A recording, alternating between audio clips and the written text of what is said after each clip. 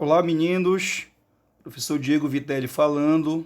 Nós vamos dar continuidade do ponto que nós paramos, no vídeo anterior, para falarmos justamente nesse momento da classificação do tecido conjuntivo. Paramos numa tabela, que identifica todos os tipos de tecido conjuntivo.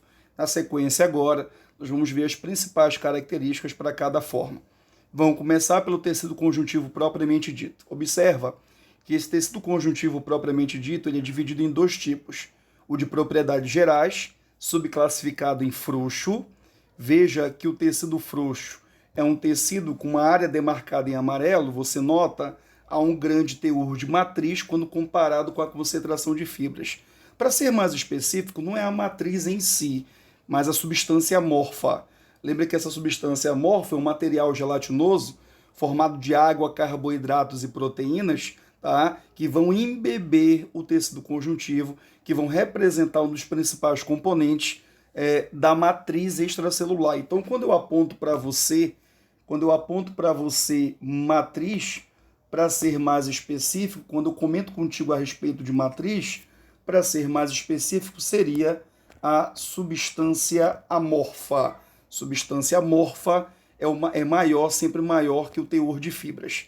Além disso, nós notamos também que é um tecido que vai promover preenchimento, é um tecido que promove suporte. Além disso, o tecido frouxo é um tecido que vai permitir nutrição, envolve nervos e vasos e está intimamente relacionado a processos de cicatrização.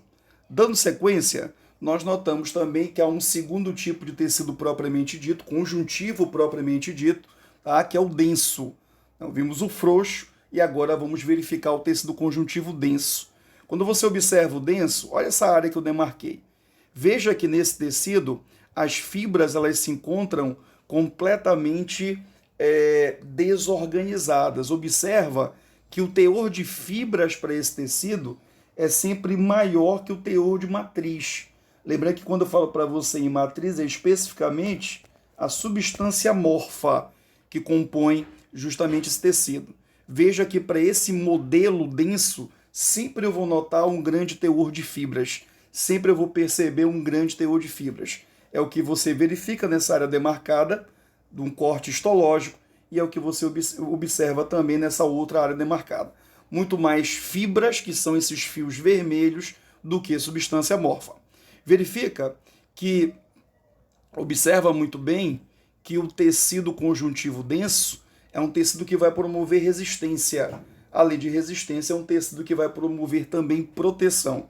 Como ele tem um grande teor de fibras, ele vai atuar nessa maior resistência e vai promover também uma grande ação protetiva sobre a área onde ele se encontra. Verifica que, além disso, o tecido conjuntivo denso, letra B, ele pode ser organizado em não modelado, quando as fibras exibem esse perfil desorganizado, do jeito que você observa, ou você todo misturado, todo espalhado, ou você pode defini-lo também, como modelado. O modelado é aquele que vai exibir já um padrão mais organizado das suas fibras. O que é interessante em relação a isso, meninos? Que quanto maior o padrão de organização das fibras, quanto mais organizadas estiverem essas fibras, maior será o poder de resistência do tecido. Quanto maior o padrão de organização das fibras, muito mais resistente será esse tecido. Então, você nota claramente como o modelado ele exibe fibras muito mais organizadas, você verifica que há uma maior ação de resistência, há um maior papel nessa resistência, segurando, firmando outros tecidos. Dando sequência, veja que dentro ainda de propriedades especiais, nós observamos um terceiro tecido, aliás, um segundo tipo, Vimos as propriedades gerais e agora estamos trabalhando aqueles de propriedades especiais. Propriedades gerais, recordando, é o frouxo e o denso. Propriedades especiais, nós notamos que, primeiro tipo, hematopoético. O hematopoético, essa terminação poético, significa produção. A palavra poético vem de poiese, e poiese significa produção. Quando você nota o prefixo hemato, hemato indica justamente sangue. Então, tecido hematopoético é aquele que vai atuar fabricando sangue. Especificamente, é ele que vai atuar produzindo as células do sangue. Veja que o tecido hematopoético ele pode ser organizado em mieloide. O mieloide é aquele que tem uma origem na medula óssea vermelha e vai produzir os glóbulos vermelhos, que são as hemácias, certos glóbulos brancos, que são os leucócitos, e vai permitir também a produção de plaquetas. Além do mieloide, nós percebemos também um segundo tipo que indica o tecido linfóide. O tecido linfóide é o tecido que tu vais perceber produzindo os nossos órgãos linfóides. O papel dele é fabricar outros leucócitos que o mieloide ele não deu conta. É fabricar outros leucócitos que o mieloide não foi capaz de fabricar, ok? Então o mieloide e o linfóide são tipos de tecido hematopoético.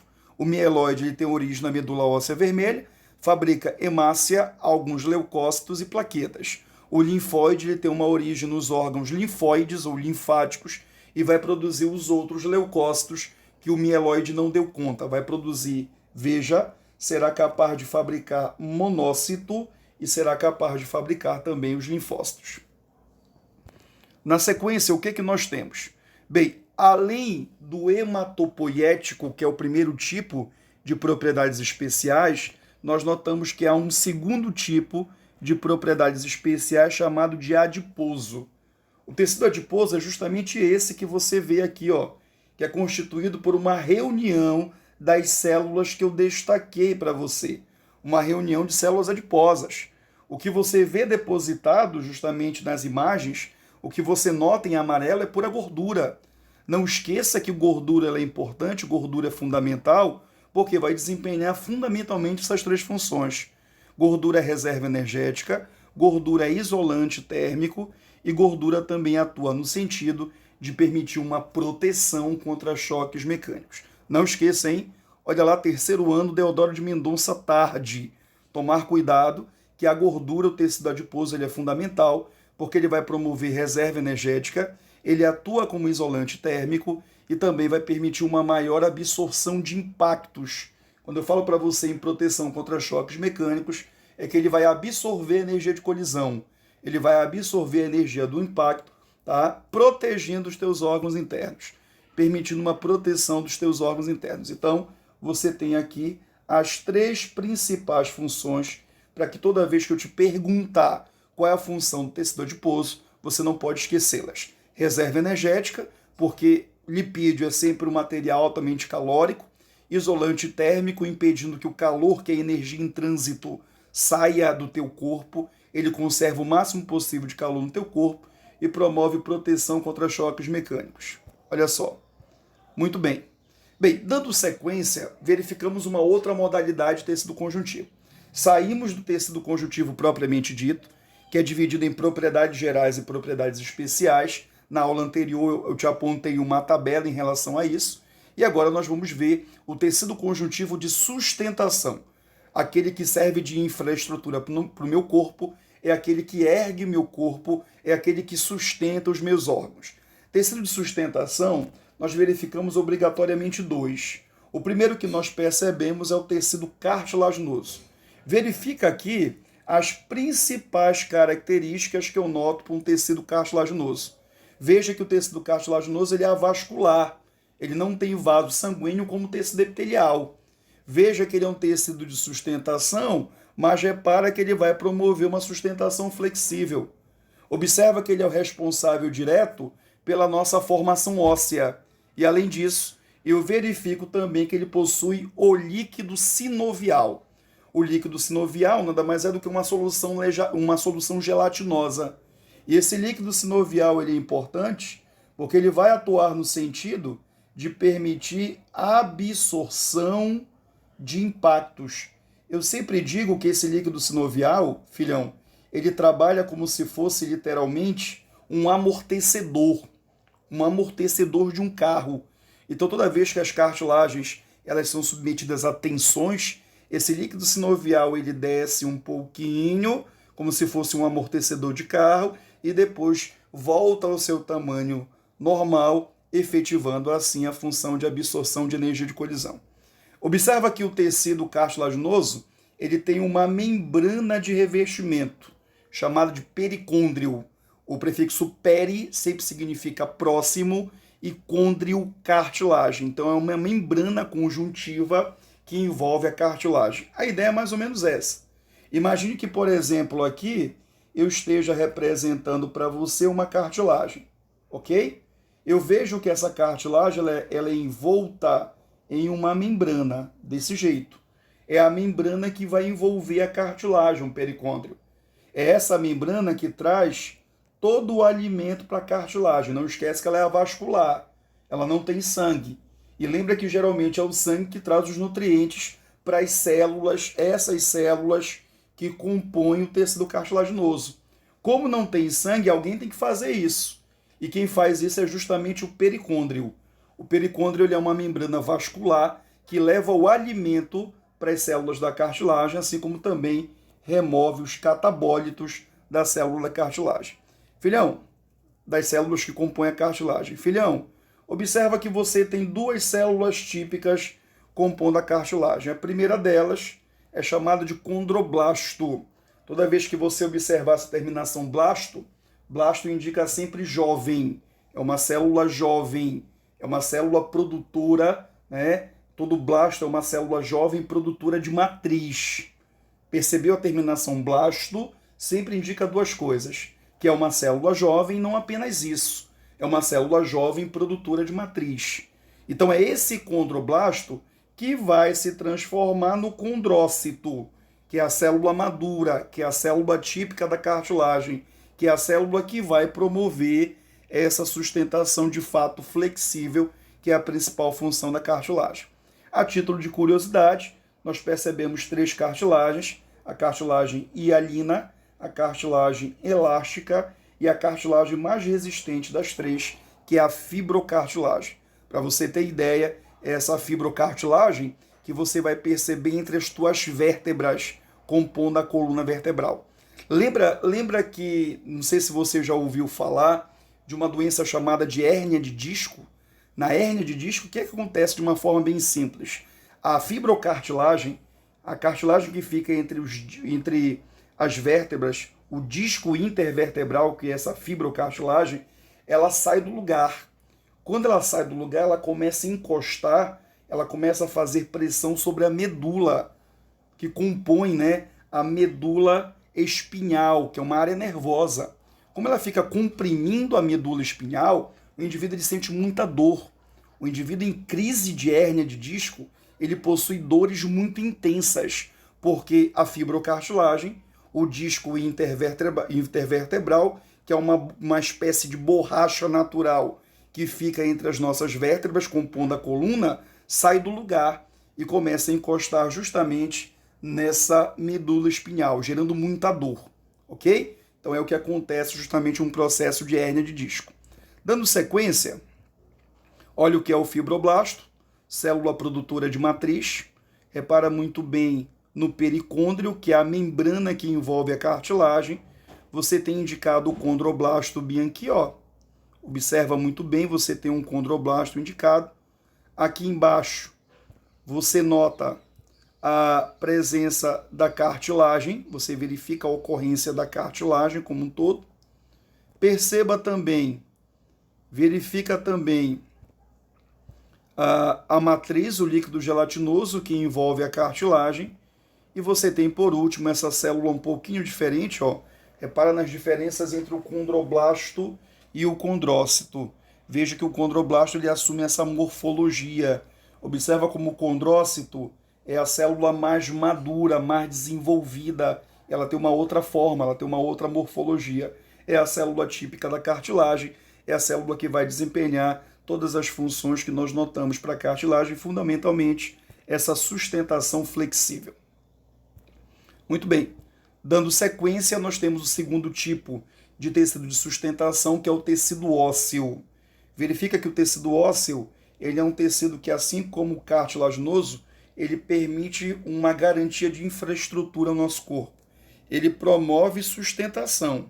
Mas diferente da cartilagem, que promove sustentação flexível, o tecido ósseo ele vai permitir uma sustentação mais rígida. Veja que o osso ele não tem apenas uma composição inorgânica. Às vezes a gente pensa que o osso ele só tem cálcio, potássio, magnésio, fósforo e sódio, ok? Mas veja também que o osso ele tem uma composição orgânica. A principal composição orgânica desse osso é uma proteína chamada de colágeno. O colágeno é a proteína mais resistente do nosso corpo. É uma proteína extremamente forte, uma proteína extremamente rígida. Então veja que o osso ele não é formado apenas por material inorgânico, tem material orgânico. Existe uma membrana de revestimento, chamada de periósteo, como eu te disse ainda há pouco, prefixo peri próximo, ósteo osso, então é uma membrana conjuntiva próxima ao osso. O que chama atenção, é bem interessante isso, que veja, de acordo com essa imagem, que o nosso tecido ósseo ele não é vascular. Veja que o tecido ósseo ele é completamente vascular. Repara nos vasos sanguíneos dispostos nessas tubulações em H. Então, realmente, é um tecido vascular, é um tecido que não precisa de outro para realizar suas funções.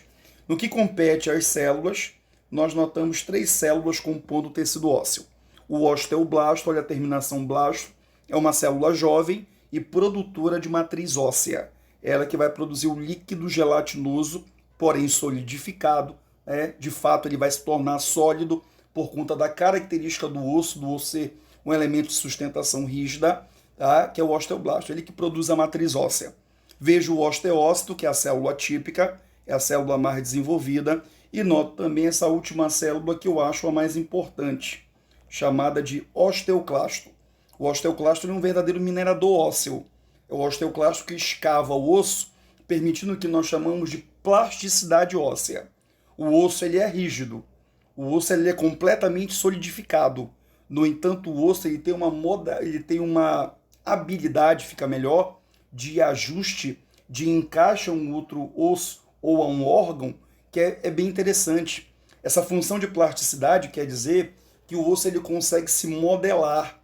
O osteoclasto ele escava o osso de modo que um osso consiga se encaixar no outro como se fosse 2 peças de um quebra-cabeça.